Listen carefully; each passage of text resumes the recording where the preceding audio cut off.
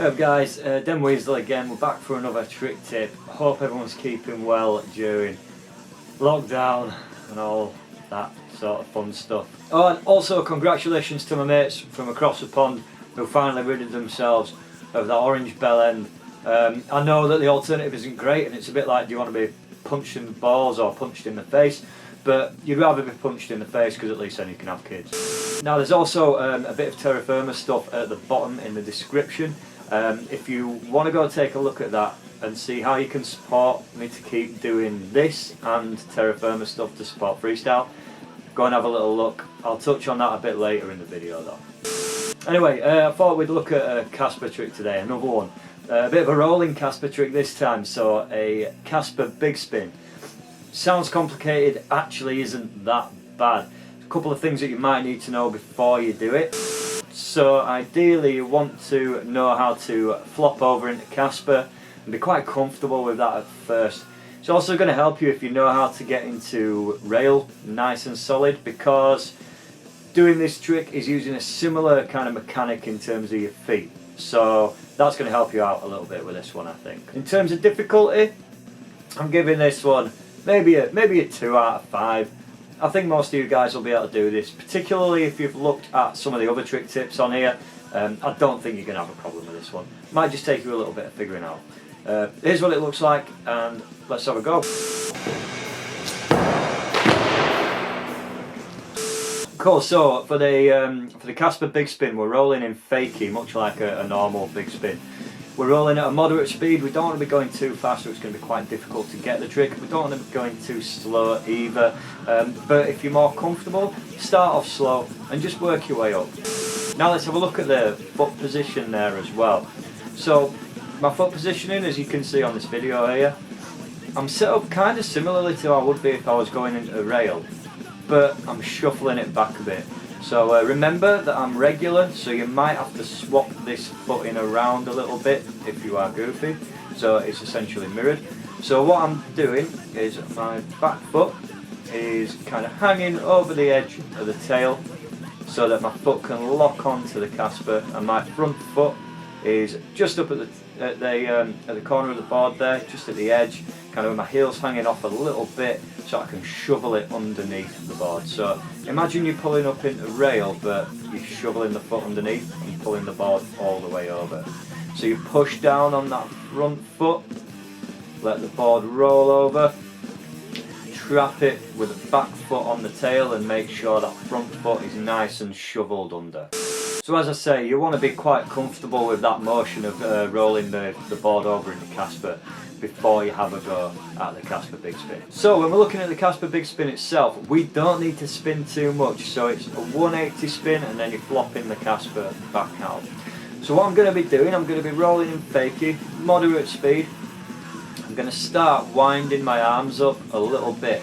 Remember, as we said before, wherever our arms and our shoulders are going, our hips go with them. So it's going to help us keep up with where the board's going. So I'm going to wind my arms up, and then as I release them, I'm going to pop the board over into Casper using the technique we just talked about. Allow myself to spin just to 180, and then fairly quickly I'm going to pop the board back over.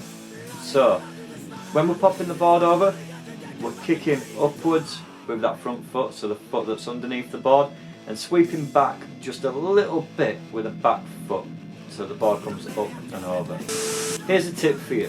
When you're getting that board into Casper, try not to have that foot that's on the tail totally flat, okay? You want to be on your toes just a little bit. As we've said on some other trick tips, you're not on your tiptoes, but you're kind of on the balls of your feet a little bit, just so you got that bit more flexed.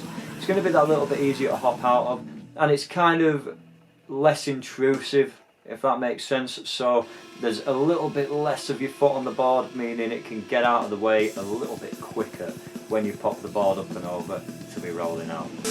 Now when you're in that first 180 spin in Casper, when you're winding your arms and releasing them, just let your feet follow what it's doing.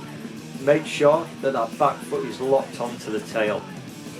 Otherwise what can happen is you end up scraping part of the back foot kind of along the floor, and that's going to trap you and stop the spin dead, and it's going to make it super unpredictable as well. Also, it'll look a little bit scrappy when you land it.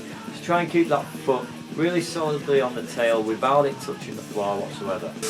Now, something that might help you with the landing is to kind of jump forwards a little bit when you're popping the board out of Casper. Otherwise, you can sometimes land quite far at the back of the board and it can slip out from underneath you. So we want to avoid that happening if possible and be rolling away.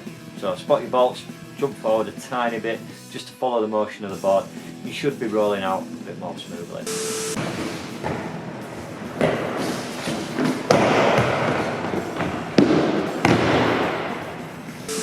Awesome, so that's Casper Bigspins. Now there's tons you can do with these. You can do 360 Casper shoves out.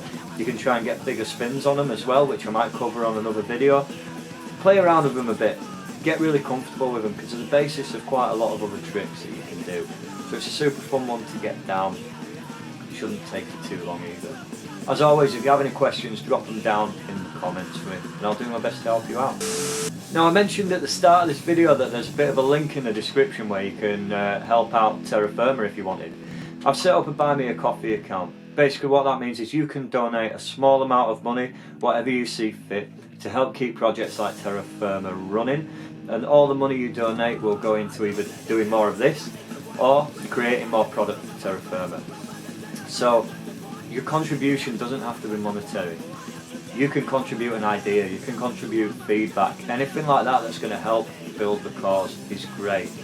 Freestyle's a collaborative effort, so I kind of want other people to have involvement in it. So I'm open to suggestions, whether it be for trick tips, products, or people to collaborate with. So hit the link down there. If you want to leave us a bit of something or a bit of feedback, you can do. And also as an added incentive, if you leave a donation to us for Terra Firma, I'm going to give you first dibs on any new product that comes out, and I'm going to give you 20% off it as well for your order. Just to say cheers for supporting the cause. Rad, that's enough from me. Go out and skate, get practicing, and tune in on Mike's YouTube channel on Sunday. I'll be going live with him, we'll be talking freestyle, doing a few tricks, and I'll be trying not to fall off. Rad, so thanks for watching guys. Take care, bye bye.